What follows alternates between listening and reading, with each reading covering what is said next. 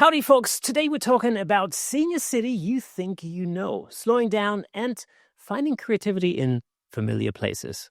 Right after this.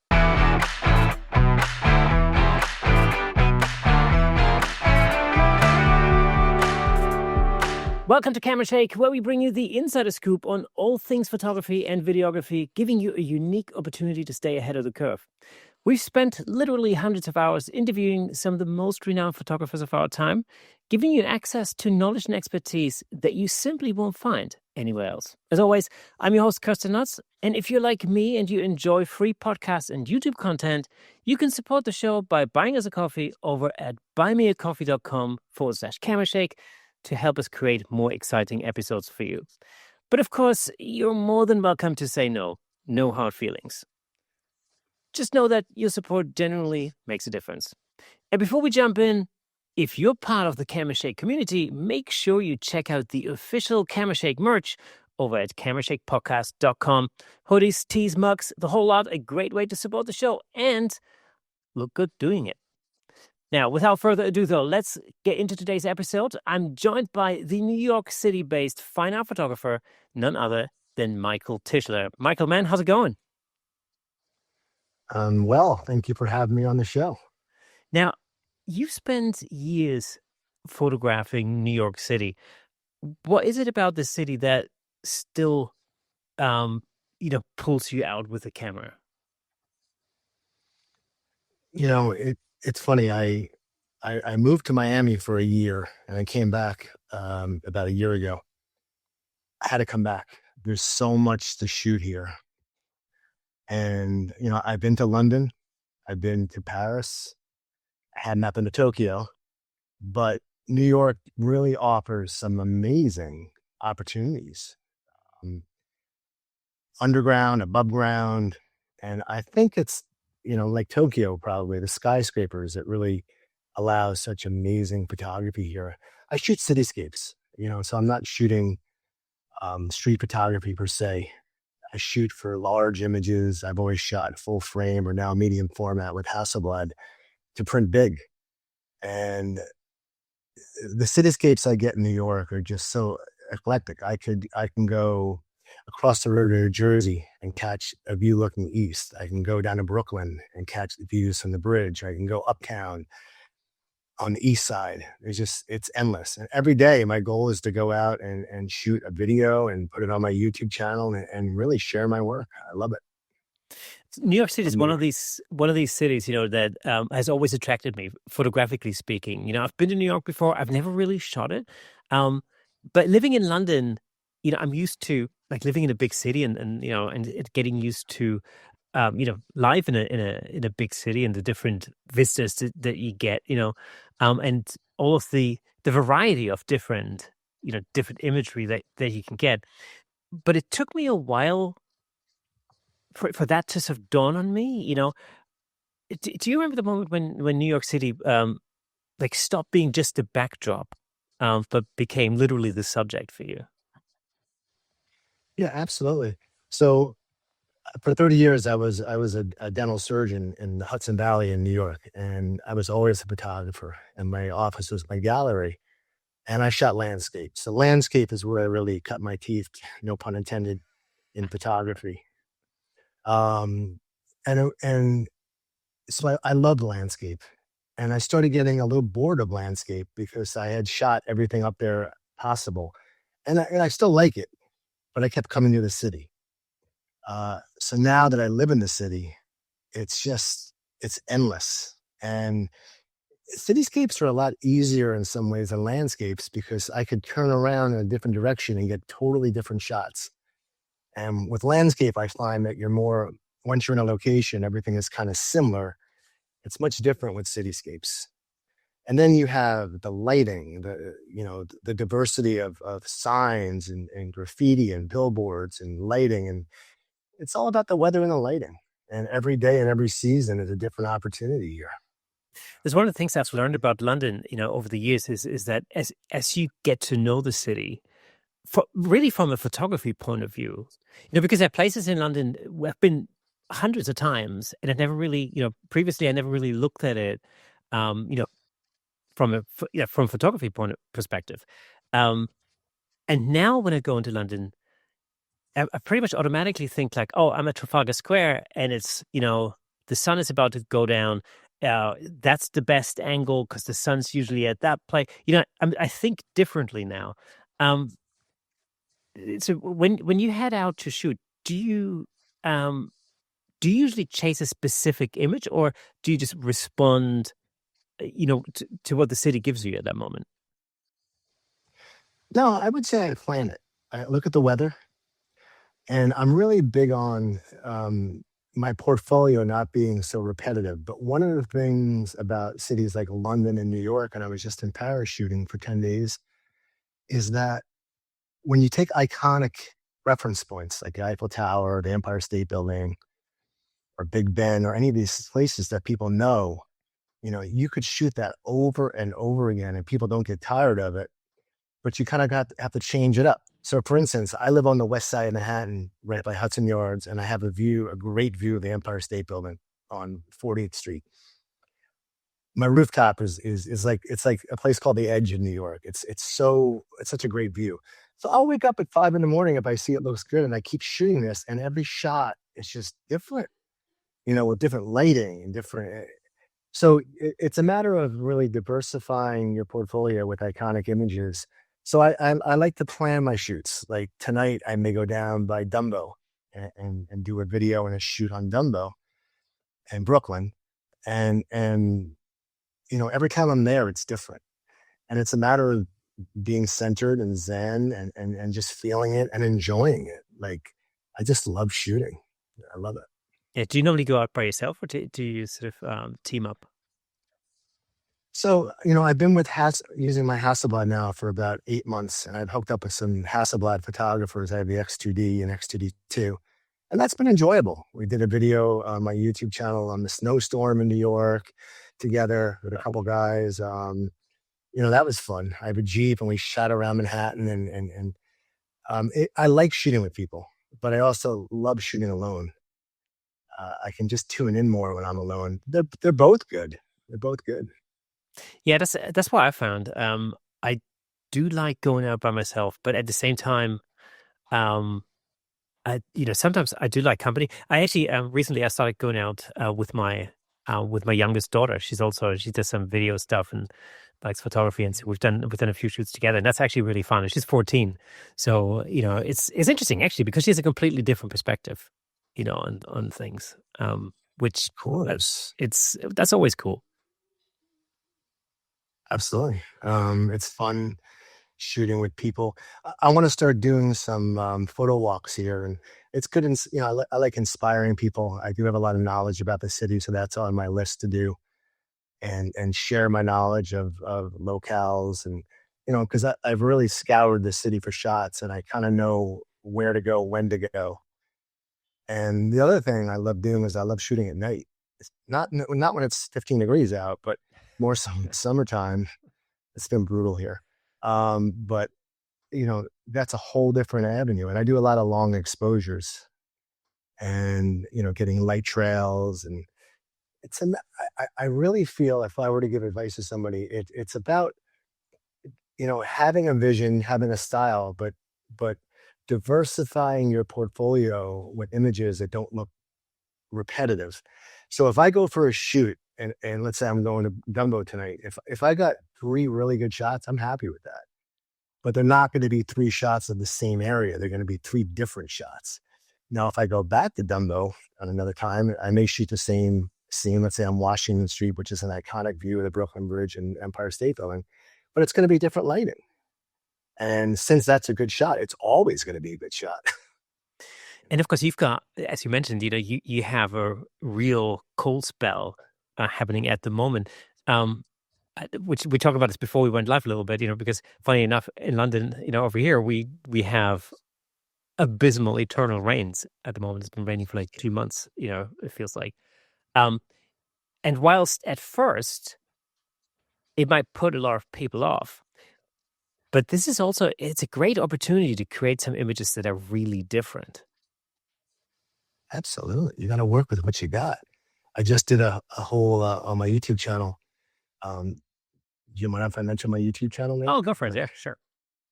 Yeah, it's capturing NYC, but on YouTube. But if you go to, ready for this, www.nycyoutube.com, it goes right to it. I Oh, somehow cool. grabbed that domain. Awesome. But for instance, I looked out my window and I saw the Hudson River was frozen. So I did a shoot on the ice in the Hudson River. And if you look at that video, it was 3 days of different lighting conditions, different locations. And I got some amazing shots. For the first time, it was sunset on a subdued day. And I saw what's called a light pillar, where the ice crystals form this pillar of light. And it's just insane. And I challenged myself to go out and I got some great shots. Actually, I Yeah, think use this. Yeah. I think I saw that shot of yours. I think it's on your website. It's a really fascinating shot across the river. Mhm. I thought about this the other day. I thought like, oh, I must go out and shoot. Because the thing about London in the rain is almost stereotypical. It's like that's Mhm. almost what you expect. And you can create some awesome images, of course, with reflections and puddles and all that kind of stuff. And I went into London last weekend into Covent Garden with again with my daughter, and I actually expected it to be fairly empty because, it's been pouring and pouring, and it was packed. It was so packed. I don't know why people have decided to come out in the rain. It was like, okay, it's one of these things. Um, what do you think people misunderstand most about photographing a place as familiar as New York? The reason I'm asking is this because I remember the first time um, I went to New York, I had this weird sense of deja vu. You know, like I remember taking a cab from JFK Airport to Manhattan, Mhm. and I remember driving through Manhattan thinking, "Wait a minute, I know this corner. Oh, I've seen this before." And of course, then it's it dawns on you, yeah, I've seen it in movies or on TV or whatever, because Of course. it seems so familiar, but you get this weird sense of deja vu, as if you've actually been there. Yeah. Um, so yeah, so what is it that people sort of misunderstand when it comes to photographing a city that feels as familiar as New York? I think it could be overwhelming for a lot of people. Um, I kind of had that experience a little bit in Paris when I was just there. And I was there with my youngest daughter, and she was doing her thing. I was out shooting. And, like the Eiffel Tower is almost overwhelming because there's so many angles to shoot it. Um, you can shoot it from the Inception Bridge. You can shoot it from, north of it. Actually, I don't even know which way is what in Paris, but um, you can shoot it from the Eiffel Tower. I did all of that. And it's about, I feel, recognizing at first, once again, it comes back to being present, like realizing you're at the Eiffel Tower, the conditions are going to change. And I kept going back, sunset, sunrise, up, even. And it's about embracing that scene. And like, if I see one scene that I like, I'm going to sit there for an hour and take a million vantage points of it and then pick one or two shots I like. And with something like the Eiffel Tower or the Empire State Building, like I love the Empire State Building. It's so recognizable. In fact, I just went up for the first time. If you look at the Empire State Building, they have a steep, the tower, but there's a 102nd floor, which is a small panoramic room. And I put that on this recent video, and it was incredible. Like it was through the glass, which is never good, but I was able to get rid of some of the glare. But the views and the presence of being in that tower, you have to embrace the location and look at every possible angle. I really akin the Eiffel Tower to the Empire State Building, which is those are the two both main iconic images in both cities, and they both offer. And you can see them throughout the whole city, and they're always showing up. And what I love about iconic reference points is it makes people feel comfortable. Like I don't like shooting a scene that's people have to wonder where is it. I do, but I'd rather have an iconic reference there. It just and not a postcard type of iconic reference. I shoot for fine art and I shoot for large images in boardrooms and hotels and that type of stuff. and I want to have reference points. I think that's really important. And so the answer to your question is use the reference point. If you're overwhelmed, recognize that, slow down, and stay with it because you're going to get some great shots if you just really tune into it. There's a great book written by a very good friend of mine, Dave Williams. It's called The Eiffel Tower Effect. Um, and it's about the fact that a lot of the time when people go to Paris and they photograph the Eiffel Tower, um, a lot of people just shoot it from the same vantage point, and that's what he calls the Eiffel Tower effect. And so the sort of the takeaway from this book is look for alternatives, look for different angles, look for different vantage points. Like try and find something that's different about this particular very well known, very well photographed subject. And Paris is full of those, New York City is full of those, London is full of those. And it's an interesting thing to think about. We kind of go, well, I wonder if there's a different way that I can shoot this. Because I'll tell you a little story, which I've told several times on this podcast, but I don't mind repeating it. Mm-hmm. Some years ago, my wife and I went to Lake Louise in Alberta, in Canada, and we were staying at my uncle's house in a place called Canmore, and it's like, I don't know, I can't remember, like an hour's drive or something to Lake Louise from there. So we drove up there. Maybe it's an hour and a half. We got to Lake Louise, and it was early afternoon or something, and it was just at that point when I thought, I could murder a burger right now, And so I remember we got there, and it was this beautiful vista, and when you walk up to this like little jetty, and it's basically the point, like every postcard of Lake Louise has been shot from the same vantage point, right? It's the iconic Lake Louise picture, the lake in the foreground, the mountains, the V-shaped mountains in the background, and I just went, and of course this is where all the other people stand, who take the same picture, but to the right of it is a hotel with an awesome burger bar. But to the left of it is a little hut where you can hire like canoes or whatever, right? And we walk up to the lake. I turn my head right and I'm like, burgers, awesome. Let's just take this shot and go, And so when I came, especially when we got back to the UK, I'm looking through my images, I'm thinking, man, what a lost opportunity. Because really what I did was I took the same shot that everybody else took, the same shot again that you could see on every postcard. And really, what I should have done is I should have gone down to the hut with the canoes. I should have gotten some different angles, I should have explored it more. And I didn't, because I was just preoccupied with eating. So the one thing I've learned about myself, if I go out, I want to shoot like that, like, don't be hungry. That's one of these things. Yeah, I would agree with that.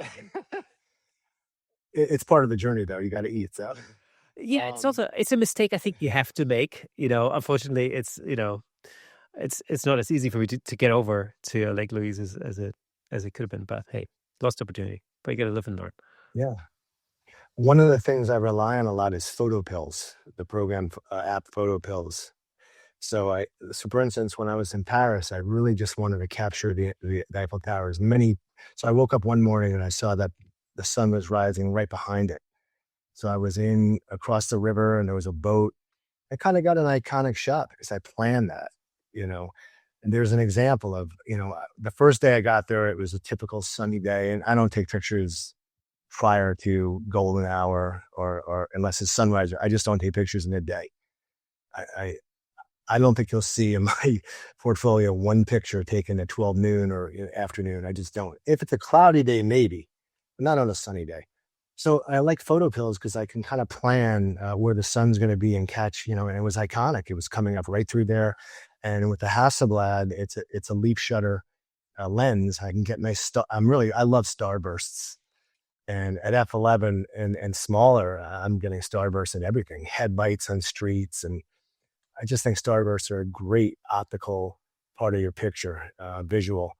And I got a great shot there. So it's about timing it, planning it, and being open. I mean, it's like fishing. Sometimes you go out, you don't catch fish. And sometimes I'll go out, like I just did a helicopter video and I got so many great shots. It was perfect.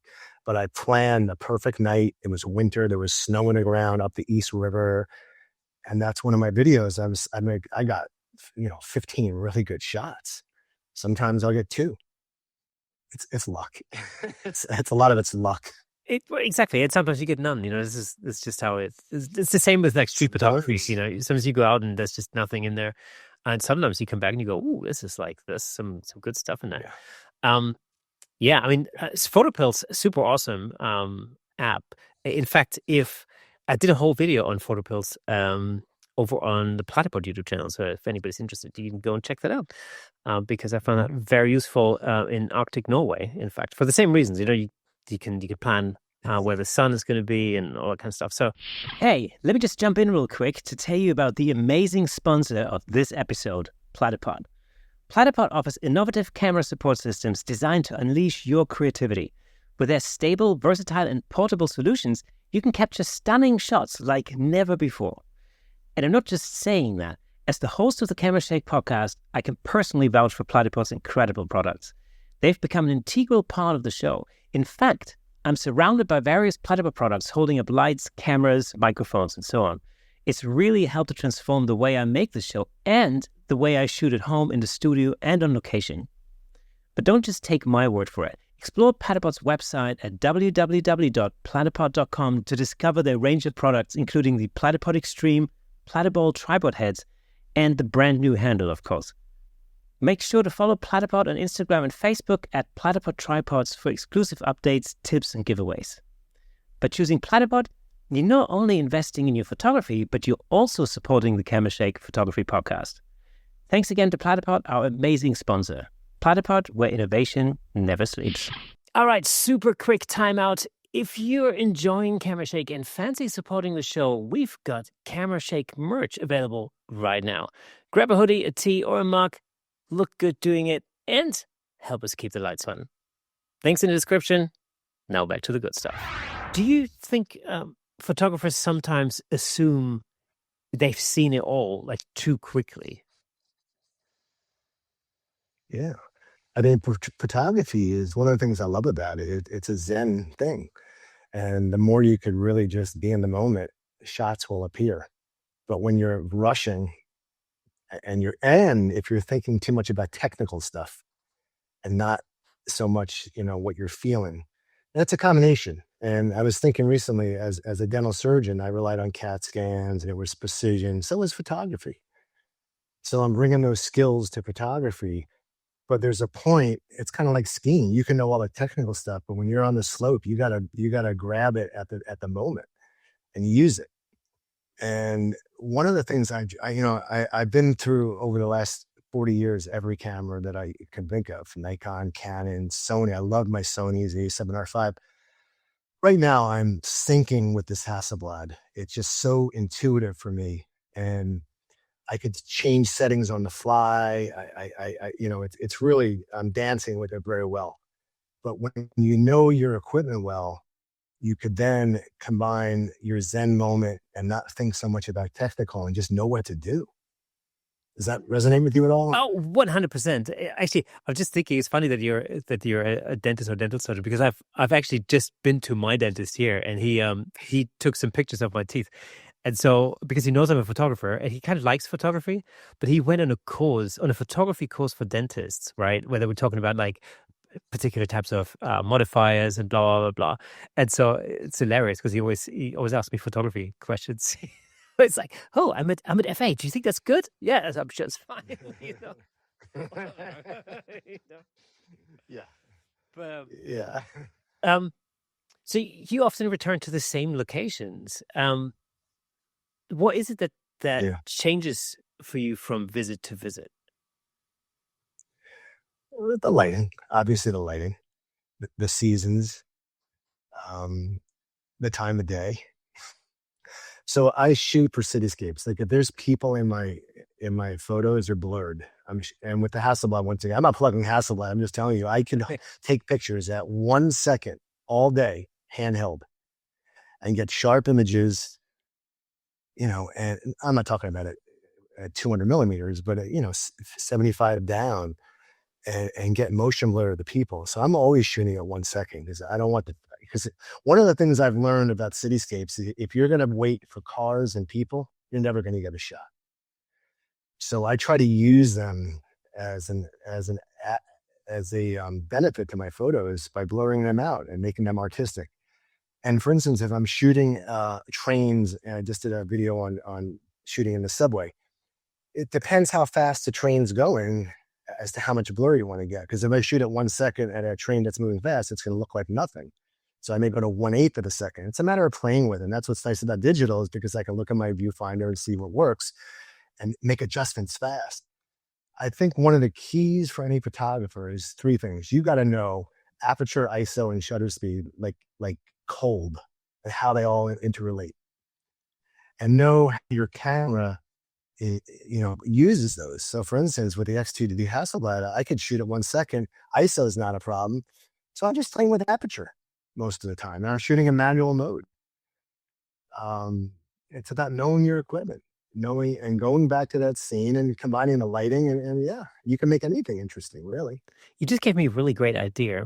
So one of the things I like to do in London is I like to do a little bit of street photography, sort of on the side for no particular reason, just because I like it. And so I set myself little challenges, just to jazz things up a little bit. So one of the things could be, I'm only taking one lens, but I might take a lens that's very unusual for street photography, like a 14 mil. Okay. And then we're just going to try, the challenge is I'm going to try and come up with some images with that lens, because it's not as straightforward as like taking a 35 or something, right? But actually, you've just given me a great idea. I think I might go into town and just actually keep my aperture at 1 second and then just see because I haven't really thought about that. That's a really good idea. Oh, okay, cool. Well, so all camera shakers out there, here's a challenge. All right. Now, let's make this an official camera shake challenge. I like it. All right, cool. So here's the thing. So over the month of March, over the next month, let's say, why don't we all go out and shoot stuff at 1 second and see what we come up with? And what I want you to do is, head over to either, Camera Shake Podcast on Facebook or on Instagram or wherever, and send me your images, because it'd be really interesting to see what people can come up with. So the challenge is, it's got to be shutter speed 1 second. Everything else, you can take a picture of whatever, as long as it's 1 second. So that'd be an interesting little challenge. Let's do that for this one. That sounds great. Yeah. Now, what makes the Hasselblad different from, let's say, a full frame camera, like you mentioned, a Sony or this, a Canon or Nikon or something like that? What is the thing that makes the Hasselblad so special? Yeah, it's a good question. And it's not prestige. It's not like I own a Ferrari and I'm just showing it off. It's real. I out of all the cameras I'd used, my Sony A7R5 with the 61 megapixel sensor, it's excellent camera. I'm going to say right now that the Hasselblad X2D or X2D2, which is the flagship cameras right now, 100 megapixels, medium format, I wouldn't say that they're ideal for sports shooting or wildlife. They don't have the lenses to support that, and the processing speed. So, if you're going to do that, you're better off keeping a Sony or a Canon or Nikon. But if you want really high res images, with the ergonomics of the body is just amazing. The grip, the controls, the screen. I'm 65 years old, and it's hard. I don't see as well as I did when I was younger. Everything's there. The menu is simple. And then when I process, the resolution, it's insane. Like and I'm not talking about strict pixel peeping. I'm talking about, you get a shot and there's so much information there. They have a program called Hasselblad Focus 2. It's a mobile app.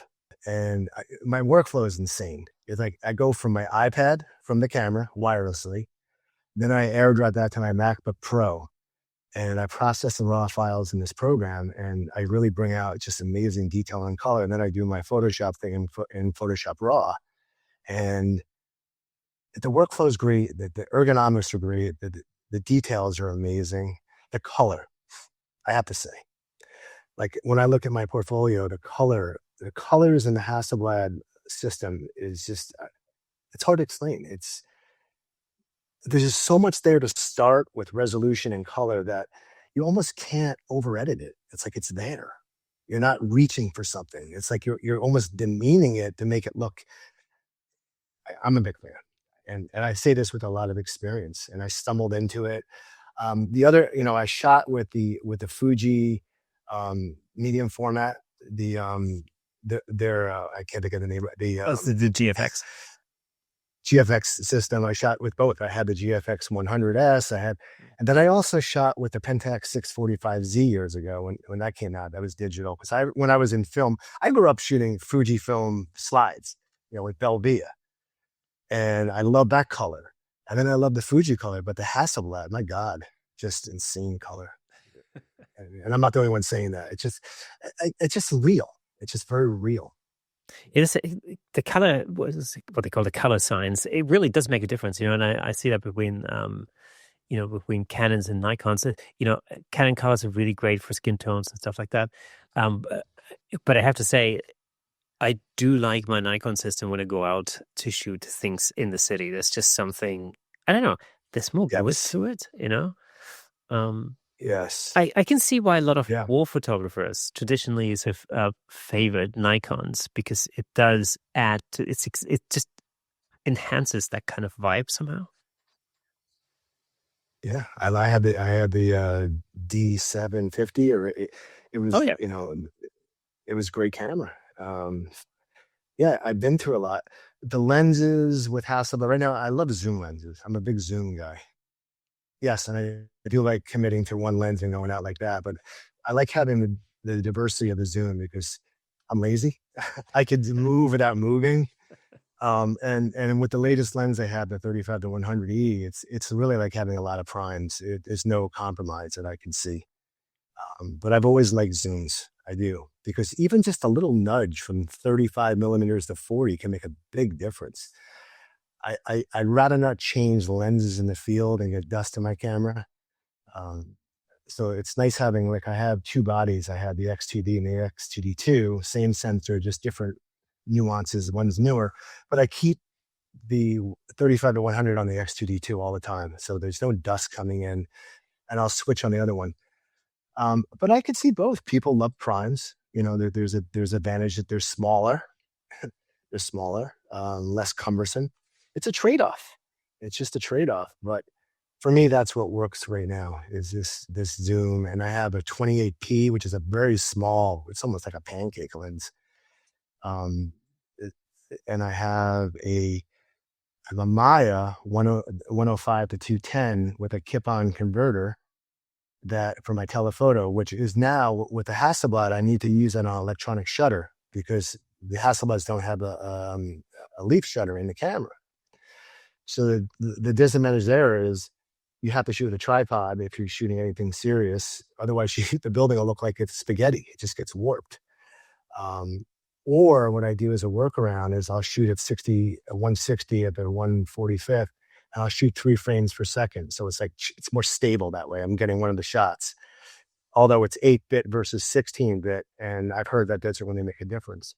But that's what I'm using right now. When they come out with a 100 or 200, that's autofocus, and I can use a data leaf shutter, and I can afford it, I'll grab that for sure.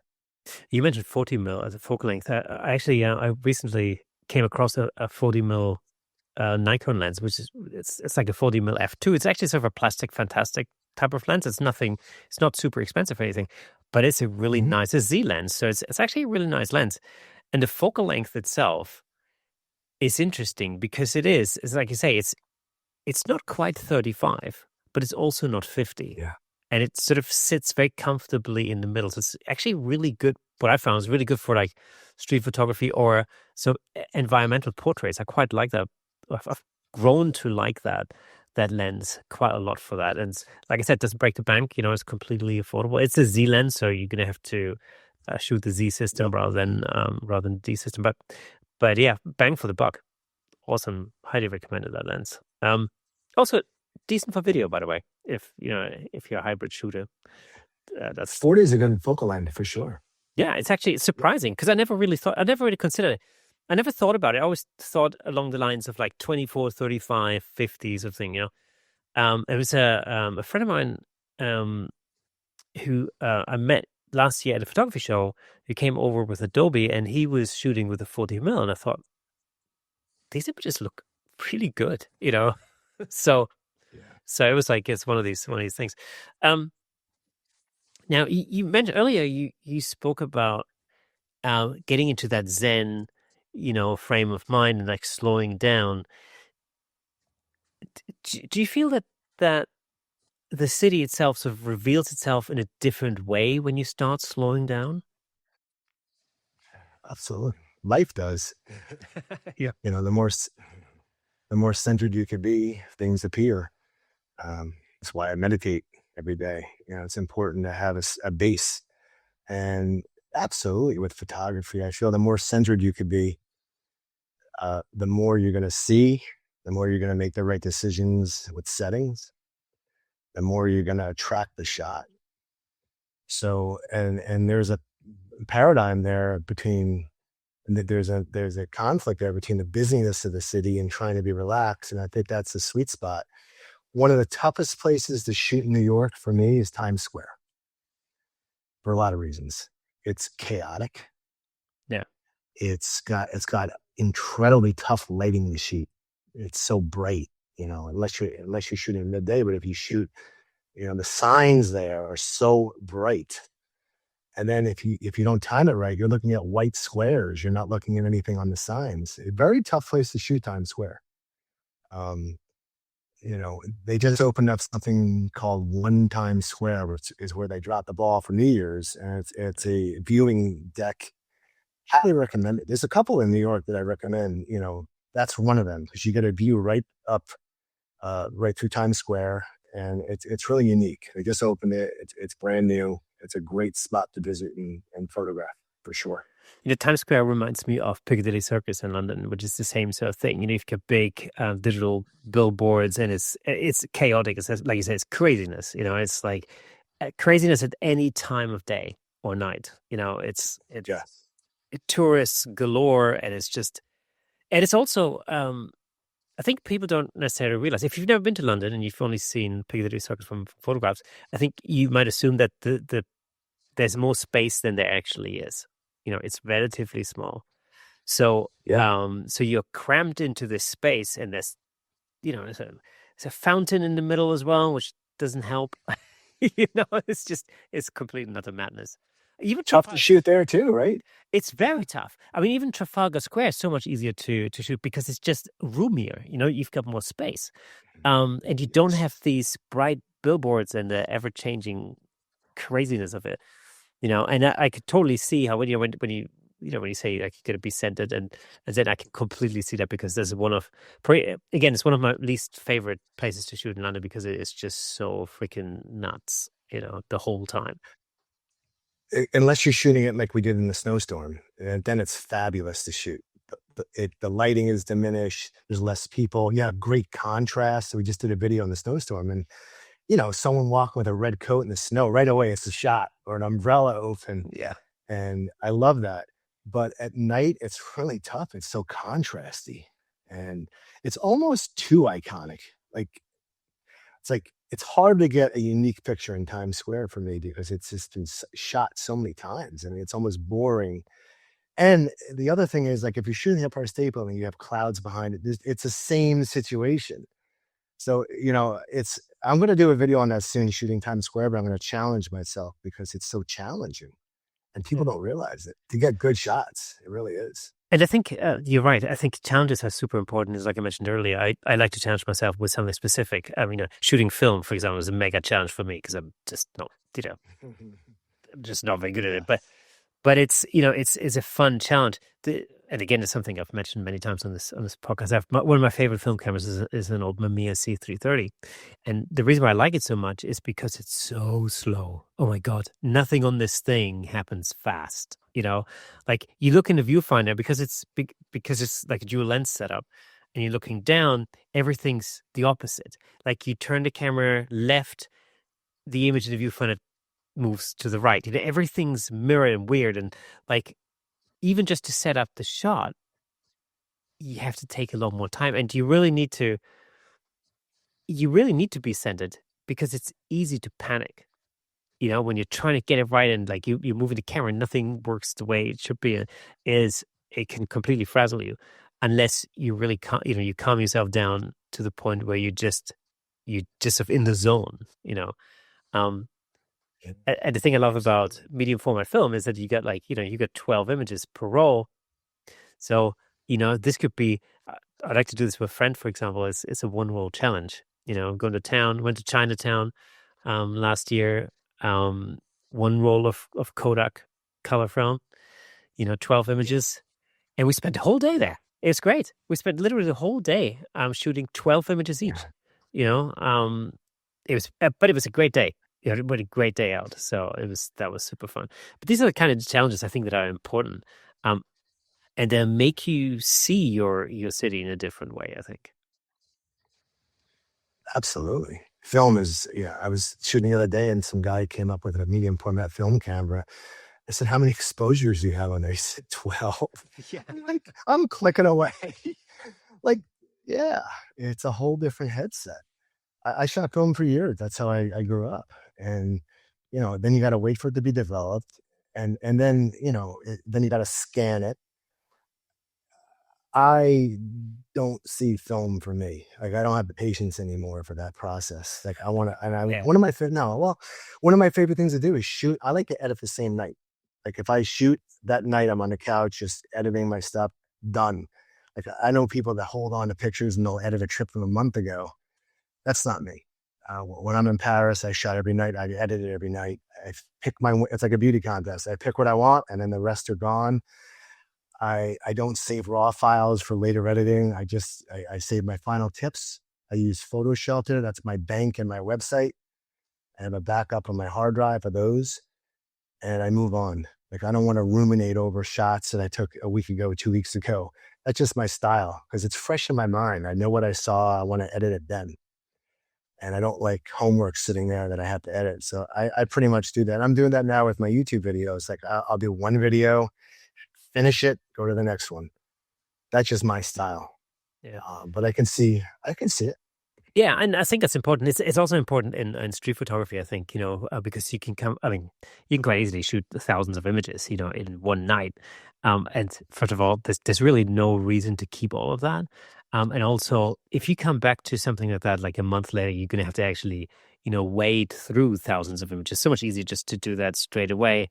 When you've got it fresh in your mind, you could go, oh, I remember, yeah, when I was at that corner, I think there was a cool shot there. Let's go straight to that, you know, uh, and then get rid of the rest of it. There's a friend of mine actually shoots, she shoots in JPEG, not even RAW, and it's that raw in a weird way. It's just JPEG done.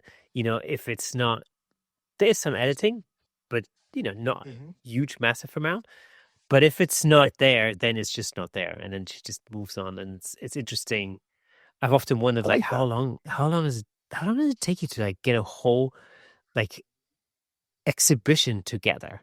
You know, Yeah. because I've always assumed with people who are like really, really at the cutting edge of street photography, I just always assumed that it must be so easy for them. And one of the benefits of this podcast is that I get to talk to a lot of people, who are like really at the cutting edge of whatever it is that they're doing. And so, what really kind of surprised me a little bit, and maybe shouldn't have, is that often the answer that I get is like, yeah, I often come home and I have nothing. I spend all night shooting, I've got nothing. The reason why I can fill another photo book or a gallery is because I do this every night. you know, and that's the difference. Like when I go into London once a month, if I'm lucky, that's just not going to cut it if I want to put together like an exhibition, for example. I just have to do this a lot more. But that's the thing, Yeah. that's the thing. Yeah. That goes back to defining your vision and your style and your portfolio. And I see a lot of photographers that just, there's a lot of images of similar scenes, and they're not unique. Pick one. And this is my advice. Pick the one picture, and that's a skill, defining which pictures are going to be in your final shot. And you get better at it. It's overwhelming. Sometimes I'll go out, like when I shot the ice shots, it was so many good shots. And then what I do is I limit it to 5, and then it's like this, and then boom, pick it, move on. Otherwise, you're going to be there all day spinning your wheels. Yeah, you got to make quick decisions. You're absolutely right. I always say my best friend, when I'm culling, my best friend's the delete button. I love deleting stuff. When I talk to friends, like, oh yeah, I think I might keep it. I know, maybe I'll do something with it. For me, it's like, no, if it's not right now, it's just never going to be right. So it needs to go. I so agree with you. So agree with you. Yeah. It's huge. That's a huge thing. Yeah, absolutely. And it's also, having the confidence to basically say, no, it's just not, that is not it. And I can do something better rather than hanging on to, to hundreds potentially. Garbage. Yeah, exactly right. Garbage. Yeah, absolutely. Yeah. That's always the thing. Basically it is. If it's not the one, it's garbage. Like, what do you do? It's like hoarding. Like you don't need it. Yeah. But it's a skill set. It's a skill set. You get better at defining what, once you do it. And once you have that vision that you want to be really selective and I mean, I may keep 2 shots of one image, but it's rare. Like, one scene, it's rare. Yeah. Sometimes there are situations where you can see something coming together. I remember it's a good few years ago, I went to a place called Brighton, which is a seaside town on the south coast of England. And it's one of these oldie worldy towns. It's got a lot of like really very English sort of seaside vibes going on and stuff like that. Of course, the movies, we've seen it in the movies. Yes, exactly. Yeah, exactly. And so, and there were 2 shots that really did it for me. Like, one was a shot down the street with a car at the very bottom of the street, and you could see the red brake lights on. And it was hot because the weather was a typical, it was like fall or something. So typical fall weather is dark and dingy and like, a little bit stormy and, uncomfortable basically. And I remember that shot because you could see the strip of sky and then the sea in the far background. And I remember thinking that to me is an Alfred Hitchcock type shot, except the red brake lights on the back of that car, which I sort of, and I'm really not one for like doing the like, color pop thing where you just have a black and white shot with like one color in it. But in this particular instance, in this particular instance, it was like, yeah, this is a shot. But then I had another shot where I shot, and I never know what this is. Like this, it's like a whole group of crows, and I think they call it a murder of crows or something like that. Like a group of crows, right? Whatever you call it. It's not a school like in fish, but it's like, I think it's a murder, whatever it is, right? And they were, for some reason, they were going crazy. There was like hundreds of them, literally, and I had a few shots of some really awesome, all these birds. It's like Hitchcock, the birds, basically. It was like the sky was covered with these crows, and I'm thinking, these 2 shots really work together perfectly because they were really in like Hitchcockian territory with that. And that was the thing, I came home and I knew what I was going to do, with the stuff that I shot there, and the thing is actually on my wall, and it's the only street photography print I've ever put on a wall. But it's basically a composite of these two shots, and everybody comments on it. And people come in, I was like, oh wow, this is awesome, like that. Yeah, and it's it's art basically, because you can do whatever you want in art. Yeah. One of the things I try. Okay, sorry, go for it. Sorry. One of the things I try to do is diversify with, if a scene I like, I'll do a panoramic where I'll take maybe 5 or 6 verticals and I'll stitch that in Photoshop. I'll do some vertical, and then I'll do a regular landscape shot, and then I'll choose. But I often will keep a panoramic, which is a bigger picture of the scene, and my landscape shot, or a vertical shot, either one. That's the only time I'll really duplicate a scene. That's because I'm looking to print these on walls, and it gives different options. Here's a question for you, specifically when it comes to panoramic shots, where you stitch images together. Yeah. because I know is a really effective way of creating like some really high resolution shots because now you've got, you know, It a is. ton of megapixels to deal with. But how do you deal with shutter speed in that instance? Like, especially when you have, weather where, let's say, the clouds are moving relatively fast. So you've got like, how do you make that look like one um, consistent shot? What's the secret to that? That's a good point. That's a very good point. So a couple answers there. If I were, I shoot a lot of times. If you look at my photos, I'll do a panoramic with 1 second exposures each. And in the end, I have a lot of blurred motion. It's almost like an artsy scene. So I'm not so concerned about accuracy of the scene. And it gives me true license to do that because it's what I did and it's photography and it looks good. I'm not making it up. This is what the camera kind of brought. And generally, so one of the things is I find 50 millimeters is an ideal vertical focal length for panoramics because then I don't have to bend it too much in Photoshop and I don't get a lot of distortion. With the Hasselblad, there's a factor of the medium format sensor being that a 65 millimeter lens is really like a 50 millimeter lens when you do the math. So with the zoom, I'll go to 65 and I'll take, 4 or 5 verticals. And it depends on the scene. I'm not so worried about clouds moving that fast, and that's not going to really be a problem at 1/60th of a second. Um, Light trails, become artistic. People become blurred.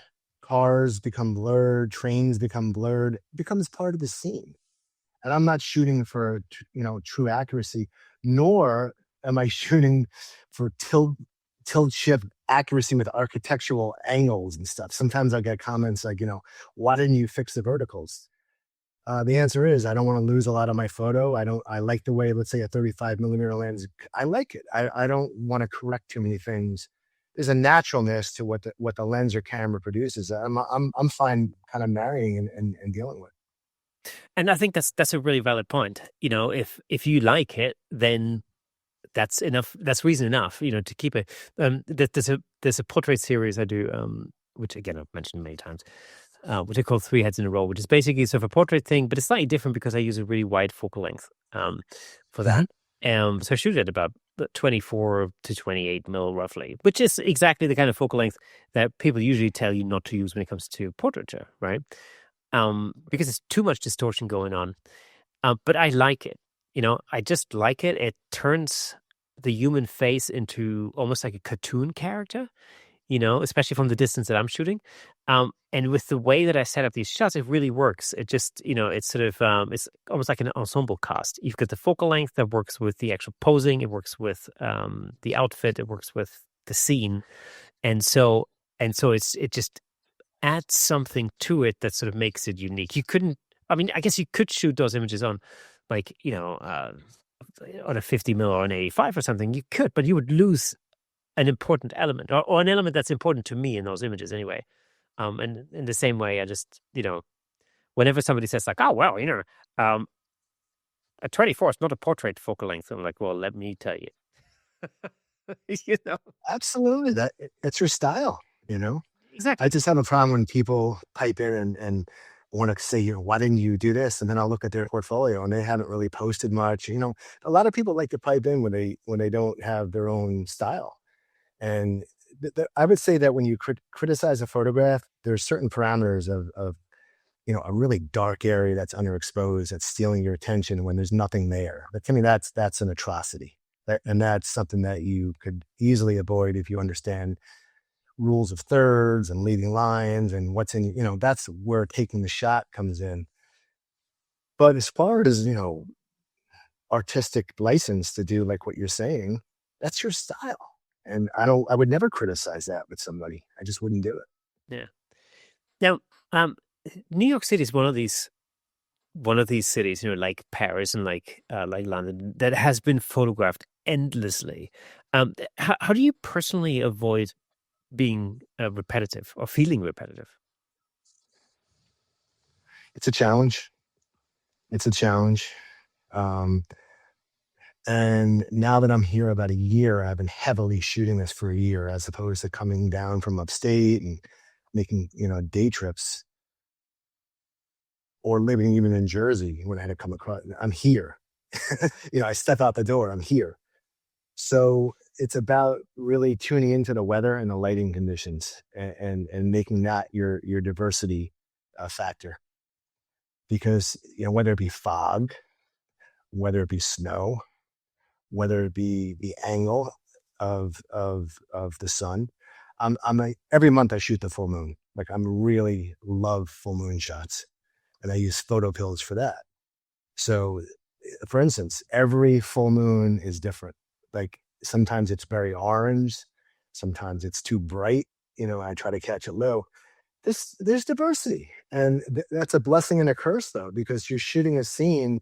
If your goal is to sell images, for corporate hotels and fine art for living rooms, people are going to like one scene of the Grand Central Station, filmed, shot a certain way, in another scene. So I don't have any problem reshooting the same scene, because it changes, especially in a city where you have different cars. I love to catch taxis. It breaks it up, so you're not getting repetitive. And how could you have too many pictures of the Empire State Building or Grand Central or the Brooklyn Bridge? They're always going to be, and it's just going to add to your portfolio, but make them all good and make them all unique. But if they're all good and unique, it's just another piece of your portfolio that people can choose from. And of course, that when you look at the commercial aspect of it, then of course it makes perfect sense, because why would somebody buy a picture of New York City that doesn't really have anything in there that's New Yorkish? Do you know what I mean? I mean, if it's do you know what I mean? Yes. Like, Yes. Good point. Yeah. The I'm really big on icons, Exactly. Yeah. That's there's this interesting conversation I had with Craig Alexander about exactly that, shooting icons and like how to stack icons, in an image and things like that. That really was quite eye-opening. Because it's interesting, London has a very particular look, and there are certain areas of London. I mean, actually, to tell you the truth, London has a number of different looks. London has the modern 21st century look, like the glass and concrete and, a very like high tech type of look. But of course, it also has the Victorian London look, the cobblestone, cobbled roads and the brick buildings, and, the like, all of that kind of typical Victorian, you know, Jekyll and Hyde type of look. Interestingly enough, a lot of, when you see that in movies, a lot of the time that's actually shot elsewhere. Often it's shot in, I think, in Birmingham or Manchester or even Glasgow, where a lot more of these Right. kind of streets still exist. While in London they might sometimes be hard to come by. Right. So it's always, it's an interesting thing. Talking to you, what I've realized really is that, when you focus on the same subject, initially, I think you might find that you're sort of, you're limiting your own creativity, but actually what can happen is that it actually unlocks your creativity, because you're forcing yourself to do something different and to be creative. That is something. There's some great parallels in music to that. You can just take the blues as an example. Like a 12 bar blues, the 12 bar blues, the 12 bar blues. Ultimately, sometimes, okay, the turnaround might be different, blah, blah, blah, but actually it's still 12 bars and it's still a blues, and the basic rules still apply. Yet it's an art form that still survives to this day. And it's the same three bloody chords. I love that. I love that analogy. It's a great analogy. No, it's really true. And there's the rule of thirds. There's the Da Vinci principles of that make it different.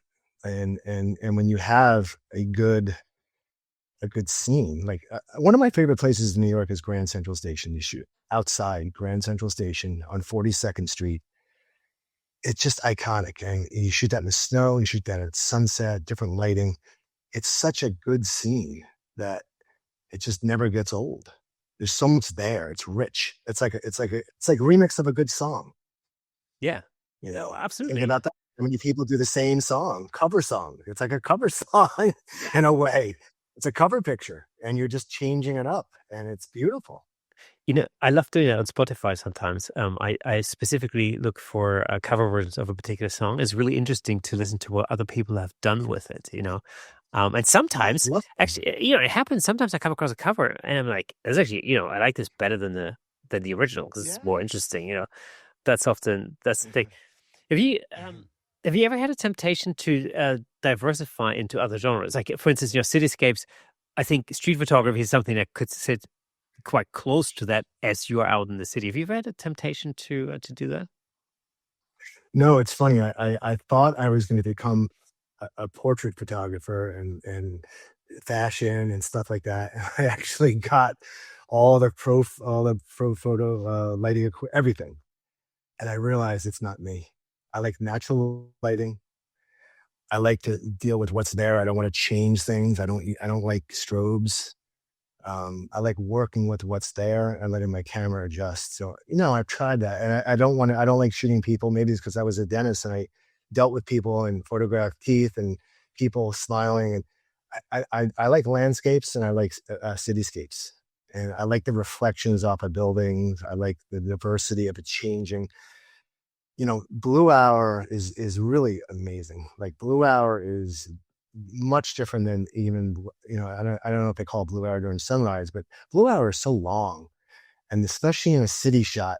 I just did a time lapse type thing with my GoPro with my DJI Pocket 5 from this area in the Empire State Building just for 20 minutes, and it just shows how the scene just changes.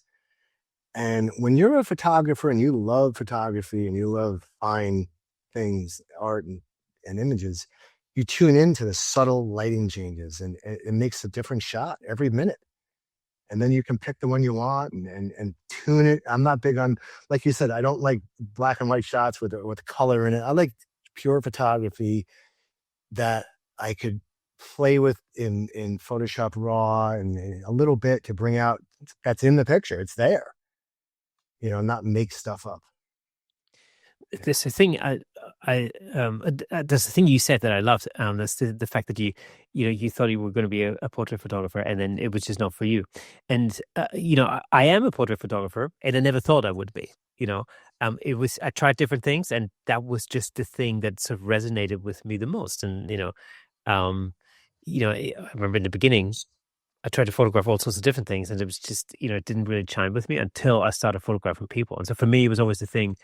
I as a portrait photographer, I like the interaction with the person, um, and that is the thing that sort of does it for me, in a sense. And I remember like Oh, during I the could fest. see it. I definitely could see it. That's what I liked about it. Yeah. But in the end, also I'm big on doing what I'm doing best at, and I have too much work to do to get good at that, and I just don't want to do it.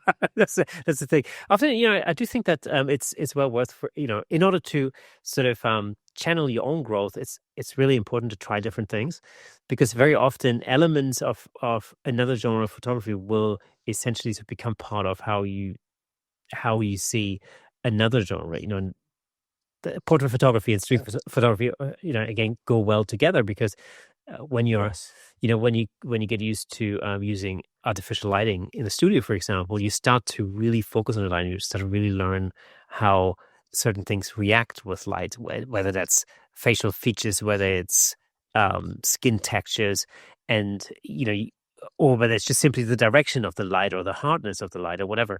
And so you start to pay attention to that in street photography, for example, where you start to really pay attention to the direction of the light and how hard is it, and blah blah blah.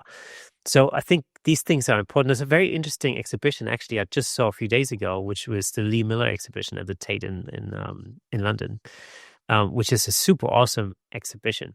And I know there was a movie out recently and blah blah blah. But I tell you what was really fascinating about this exhibition was that it really covered her whole life as a photographer, from being a model to starting in photography to shooting fashion for Vogue, um, to shooting like architectural studies and all sorts of different stuff. Some little bit of street scenes, architecture, da da da, and then eventually, of course, to her most famous work as a war correspondent during World War II in Germany and France, um, and then her later stuff, which was basically sort of situational portraiture, we'll call it, right?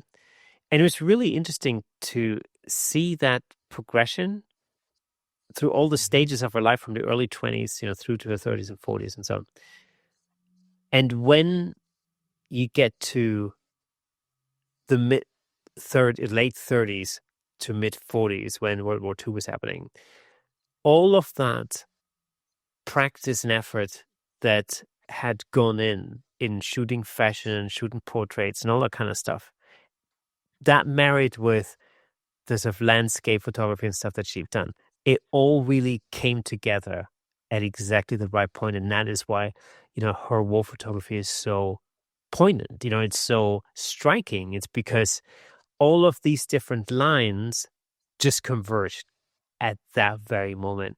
And it allowed her to really photograph some of the most stunning, most thought-provoking images, really, of some really horrible scenes, but she managed to capture that in a way that really, makes you stop and contemplate and think about what was actually going on, at that time. And so it's interesting how sometimes, um, sometimes I think as an artist you have to go through these things, sometimes where you just try out different things and you just find your way. And then there's also a point where you really have to knuckle down and actually just really focus on the one thing, get really good at that. I love that story with that woman. Yeah, it's so true that you evolve through what you try. I think I did that with landscape because I was so involved in landscape photography that it's a natural progression to using the natural light in the city and the landscape of the city. What I wasn't liking, and I could see loving portrait and that stuff, and I really learned a lot learning about it, but it was just the artificialness of it and me producing the light versus me using the light that I gravitated back towards cityscapes. And that's why I love moon shots because they're so subtle with natural light and using the scene. Like I don't just do astro shots of close-ups of the moon, but I do bring out incredible detail in my shots because I want to catch it low and I want the craters to show. I don't like light bulbs sitting there. And I just did a video on how I shoot the moon in New York City and the different aspects to that, which I think is going to be helpful to a lot of photographers because using photo pills, timing it. So I gravitate towards natural light and I am a street photographer in a way because I'm shooting the streets, but I'm using that not as my focal point. I'm using the architecture as my focal point and the natural lighting, and I'm using cars and people and signs in the background. It's pretty much like all these analogies: cooking a good meal, putting a song together with different components of the orchestra. And that's what I'm doing as a photographer, putting that together. Was there anything? Do you think were there any transferable skills almost from your previous profession as a dentist and dental surgeon that you sort of applied to your photography? Is there anything that's sort of transferred over? Absolutely. I was dealing with facial aesthetics and cosmetic dentistry, so that's artistic. Shades. I was dealing with colors of teeth and complexions and tying that together. Even though I was dealing with the colors of blood, I was a surgeon, but I was dealing with also the technical aspects. All my surgical cases with dental implants were planned with CAT scans, so I'm doing that with photo pills now. Um, I'm technically using the camera in a way that I understand the technology of it to be able to produce art. Same thing I did in dentistry. So many parallels, absolutely. Um, did your way of seeing change as your relationship with photography has deepened over time? Do you feel like you're seeing things differently now from the way you used to see them? I don't know. I walk around every minute, and so I'm so glad you brought this up. I When I go out to take a shot, I'm feeling the lighting. I'm feeling the patterns. I'm seeing a shot. I can feel the shot because I'm seeing exposure. And if it's too bright, I turn away. But if it's not, I'm looking. Yeah, I'm a human camera. Like I'm literally walking around like a camera all the time. Is there like what's a piece of advice you give to somebody who's who maybe feels sort of creatively restless, almost a bit afraid to change direction? Because this is I think is something that I think most photographers at some point experience, where you kind of think like, oh, I feel like I want to do something different, but I don't I don't dare to do it. Um, what would your bit of advice be for somebody like that? Someone who's stuck, kind of. Is that what Yeah, you're yeah, asking? exactly. Someone Yeah, who's stuck. if you're stuck in a rut, basically. Well, and you could be stuck in two kinds of ruts. You could be stuck in a rut where you don't have a vision of your whole picture, overall picture of what you want to do. So that's a different rut. I would say first define, like we just talked about, define what your focus is, whether it be portraits, fashion, landscape, cityscape, sports, wildlife. People love shooting wildlife, you know. Define that first. I think when you do that, now everything fills in. Then if you're stuck when you shot wildlife for years, or let's say, then you got to challenge yourself. Go out with one lens, shoot, create portfolios.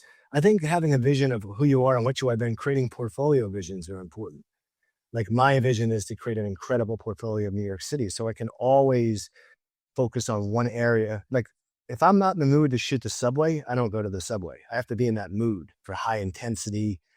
I may be in the mood to go shoot by the Brooklyn Bridge where it's mellow and, tune into where you're at. I think that's a good way to really to shoot and enjoy it. When you enjoy it, you're not in a rut. You're just living life. Excellent advice there. I want to talk a little bit about your prints, because your photographs live on like on big prints. Yes. What's the what is it that changes in the sort of relationship with the image when you see it in prints? And again, the reason why I'm saying this is because we live in a time when the vast majority of images are digital. And I know a lot of people who don't print, myself included to a degree. What is the thing that changes when you see that shot actually in a physical form on the wall as a massive print? I'm really enjoying your questions and I'm able to cover a lot of things I wanted to talk about. So I was blessed in my dental office. It was a large office and it was a gallery. And I always loved shooting landscape. So I was shooting landscape and printing on canvas with big Epson and Canon printers at one point, 44 inch, 48, 46, I think. And I would print them. I would stretch the canvas and I'd hang them on my wall. And that is so rewarding. The same day sometimes, with digital, I would go out, shoot, and I always shot with full frame. With the highest, I started with 24 megapixels when that was the highest, and I went to 36 and then 60. And I love big images. And my office had a lot of every room, there was like 14 opportunities. I had large images that were on canvas. Then I discovered metal, aluminum, and it's a sublimation process. And that brought it to a whole different level. And that's when I was starting to shoot more city scenes. I was coming down to New York and the glossy metal shots just exploded. I wasn't able to print them myself. I was using some labs in the US that do that well. There's a bunch of them now. There wasn't very many back then. And I was doing that at that point, I was doing HDR photography where I was shooting bracketing to really bring out boldness.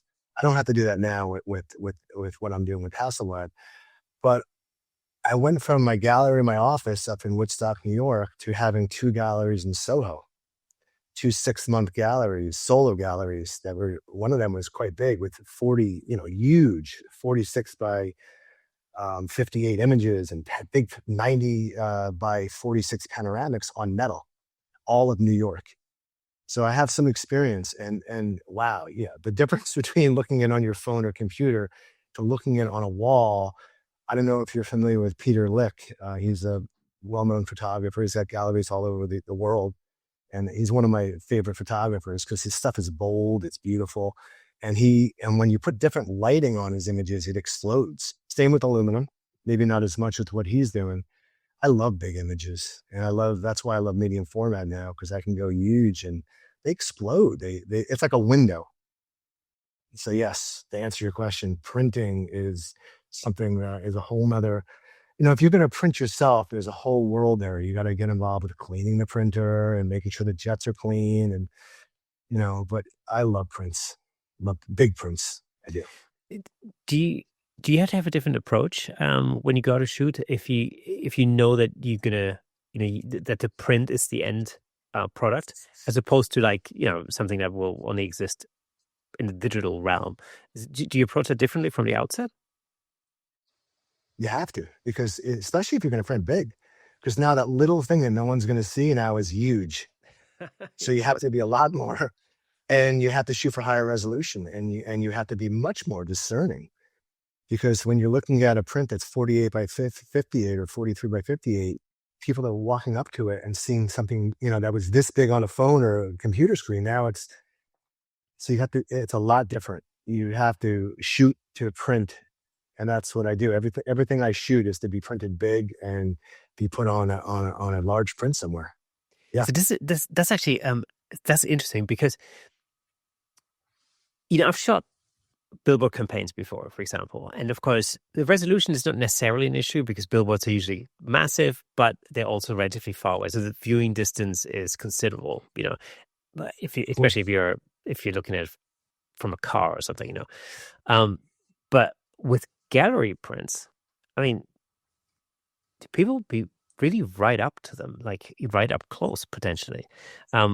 So you have to really drill down to the detail a lot more than you would have on a billboard. Yes. And also, if someone's going to buy that print and you realize that there's a big dust spot somewhere, that after you printed a bunch of them, you got to be very much more discerning and looking at this stuff at higher magnification, let's say in Photoshop, and cleaning it up and denoising it. And yes, there's a whole different aspect to printing, shooting for prints. And I never really realized that. I just do it automatically, but you have to be much more discerning. And then composition wise too, you're printing something that's going to set the tone of a room, whether it be a boardroom or a hotel room or a restaurant room, but that's going to have a vibe to it. It has to be balanced and it has to be well composed. So you definitely up the bar when you're printing images, whether they be small or large, especially large though, for sure. Well, that was actually something I was going to ask you next, and that's basically got to do with intention because, um, and how important that is when you're shooting. Because, for instance, shooting for a hotel lobby or even a bar or something, uh, I'm guessing that the intention behind it has to be different because you're not only sort of considering the image itself, but also the presentation of it and the environment. Oh yeah, the quality of the lighting in that picture. In fact, one of your episodes you were talking about when you go to a hotel in London, you see pictures of London, Oh yeah. or New York, right? And but it's if a hotel is going to choose that, it's gonna have to fit their style. Like they may want muted pictures that are almost black and white with low tones. You may want colorful ones. And that's another reason I just thought about it. It's good to have diversity of the same scene because what we talked about is just someone could pick their tone of vibe for that. So, but your question is so pointed. It definitely it sets the bar higher when you're shooting to print big or print at all. Because now it's not just a swipe or a quick post. This is something that's going to hang there for a long time, and it better be damn good because it's not a swipe away. This is on a wall. So I never thought about that, and it makes you a better photographer for sure. Yeah. So when you are shooting, do you like pixel peep in camera? Like, do you like zoom in and to figure out, or is that something that happens later on a computer? When I shoot a scene that I know if I shoot a scene, first of all, I don't just shoot. I shoot when I know it's going to be something I want. Then I shoot a lot of that scene, different apertures, different ISOs, different focal lengths. Then I go back and now we start to look at which ones I like the best that evening. And then I pick them. Right. That's it. That's actually super interesting because so you shoot for variety, which I never really thought about. That's actually a really good way of looking at it. I do. I have one scene, and then I don't choose a lot of this, but I want to have options. And I find so many times if I see a scene that's amazing, I almost get nervous because I don't want to miss it. In fact, when I shot my ice shots, I realized I wasn't focused enough on the closeness of the ice for detail, and I was focused more on the back, on the distance, and that was a lesson learned. But I'm always afraid, when I find a scene, I'm like, I know when a scene's going to be, you'll see it in my videos. I get excited. When I shot the pillars of light, I just knew that was something. And I don't want to screw it up. I want to make sure I capture that. So I'm going to shoot a million different options, aperture, shutter speed. And then later I can figure out what I did right. Yeah. And then, of course, when you're making new videos, then you have to film the whole thing at the same time. That's going to be hard. It's not, because I have a 360 camera here, and it's just great. And the 360 camera, I'm not a video guy, but I'm telling you, I'm learning, and you can just kind of pick your scene and zoom in and edit, keyframe it. I'm really enjoying putting these videos together. It's storytelling, and I'm doing it in CapCut, and I just enjoy it. It's legacy. It's fun. Michael, it's been an absolute pleasure having you as a guest on the Camera Shake podcast. Thank you so much for being. Really enjoyed it. It's absolutely enlightening. Thank you so much, man. Okay, folks, that is it for today. A huge thank you to Michael. It's always a pleasure having guests on the show who remind us to slow down, look again, and reconnect with why we picked up a camera in the first place. And as always, before we go, let me just recommend another episode that I think you'll enjoy. Check out episode 290, where I talk about what's really happening in photography in 2026. I'm sure you'll love it. If you enjoy what we do here on Camera Shake, consider supporting the show over at buymeacoffee.com/Camera Shake. It really does help us keep creating, and I'll bring you more episodes like this. And don't forget, you can also support the podcast by grabbing some Camera Shake merch over at camerashakepodcast.com. It genuinely helps more than you might think. And for those of you listening to the audio version of this podcast, did you know that there's a fully fledged video version over on YouTube, complete with examples of our guest photography in full Technicolor? Well, you should by now, because I keep mentioning it all the time. Just head over to YouTube, search for Camera Shake Podcast, and you'll find all past episodes waiting for you over there. But if you're already on YouTube, drop us a comment, hit the like button, ring the bell, and share with your friends. Your engagement really helps us reach photographers all over the world.